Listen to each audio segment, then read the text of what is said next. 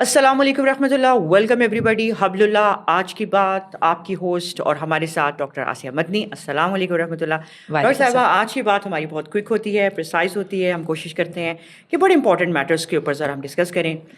پچھلے دنوں ہم نے ایک خبر پڑھی کہ بہشتی دروازہ کھول دیا گیا، بہت سارے لوگ اس میں سے گزریں گے اور جنت کے حقدار بن جائیں گے۔ یہاں پر میں سب اپنے ویور سے یہ بات کرنا چاہتی ہوں، کسی فرقہ پرستی کی بات نہیں ہے، کسی کی دل آزاری نہیں ہے، کسی کے لیے یہ نہیں کہ ہم لوگ کیا کسی کو ہٹ کر رہے ہیں، پرسنل ہٹنگ نہیں ہے۔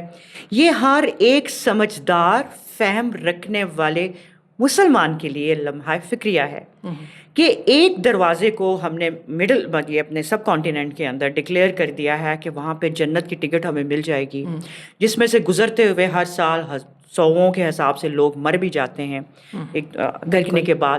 پھر یہ سعادت اور یہ جو چیز ہے، ہماری تمام جو 3 حرم ہیں ان کے کل ملا کے 300 سے اوپر دروازے بنتے ہیں، کسی دروازے کو نہیں ملی۔ ہمارے نبی کے وقت کے اندر صحابہ کسی دروازے کے نیچے سے نہیں گزرے، ہمارے نبی کسی صحابہ کو لے کے نہیں گزرے کہ ٹھیک ہے، یا بتا کے نہیں گئے کہ یہ دروازہ ہے، گزر جاؤ بس معافی ہو گئی۔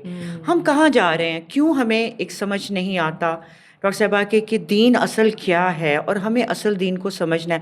بھیڑ چال کیوں ہے ہمارے اندر؟ یہ چیز کے بارے میں آپ سے تھوڑا سا میں کہوں گی کہ ہمیں ایک دوسرے کو جگانا ہے، سمجھانا ہے۔ کیا کہیں گے آپ اس بارے میں؟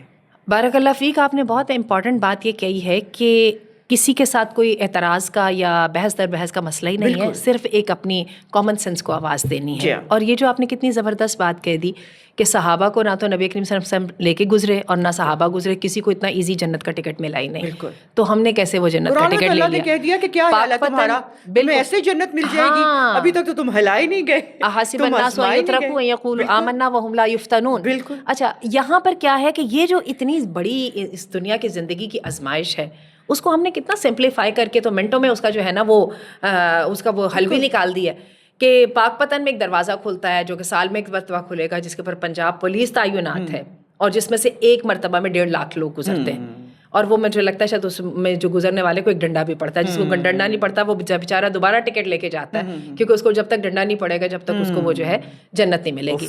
تو یہ کتنی ایک ایسی بات ہے جس کے لیے اگنورینس، اور اس کو بہت بڑے عجیب بات ہے کہ بہت پڑھے لکھے لوگ، بلکہ وہاں پہ آپ کو اپنی بہت ساری سیاسی شخصیات بھی ملیں گی جو کہ جائیں گی اور وہ وہاں سے جا کے گزریں گی، اور پھر پوری کی پوری عوام ان کو فالو کرتی ہے۔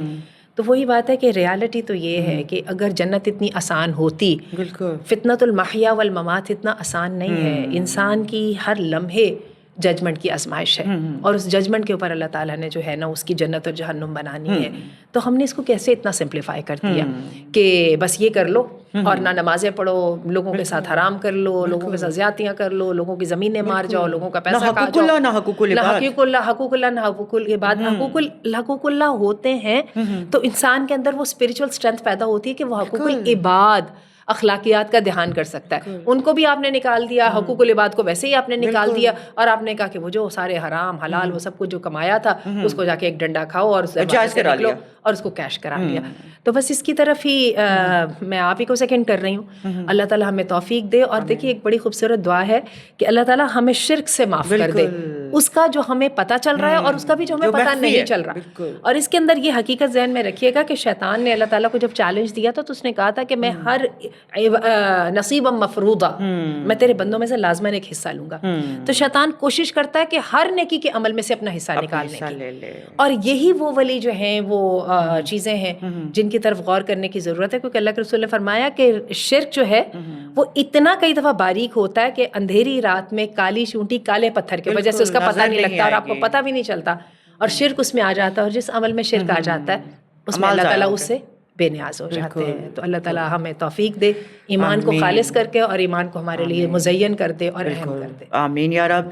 ہم اس دروازے سے کھلنے سے، اس کے میں سے گزرنے سے پہلے ایک دفعہ اپنی حدیث کی کتابوں کو کھنگال لیں اور ان میں سے پڑھ لیں کہ کہاں سے ہمیں ملتی ہے یہ چیز کہ ہمارے نبی نے کہیں ہمیں چھوٹا سا بھی ریکمنڈیشن دے دی ہو کہ بھائی تمہارے لیے وہ دروازہ ہے، گزرو۔ اگر مل جاتی ہے ہمارے ساتھ بھی شیئر کریں، اور پھر ہم دیکھتے ہیں کہ انشاءاللہ آگے سے اور کیا ہوتا قرآن ہے. حدیث پڑھنے کے بعد ابھی جیسے بردر جنید کہہ رہے تھے کہ میں نے جب قرآن کھولا تو مجھے لگا تو یہ تو وہ خدا ہے ہی نہیں جس کا مجھے پتا ہے. مجھے پتا تھا. تو قرآن حدیث ہمیں بتاتا ہے کہ وہ اللہ کون ہے اور جس کی ہم سے اصل ایکسپیکٹیشنز کیا ہیں. بالکل بالکل. الیوم اکملت لکم دینکم، دین مکمل ہو گیا. اس دین میں ہمیں کہیں سے حصہ ملتا ہے تو ہمیں سب کو اس بات کا اللہ تعالیٰ سمجھنے کی توفیق دے انشاءاللہ. ایوری بڈی جزاک اللہ خیر. السلام علیکم.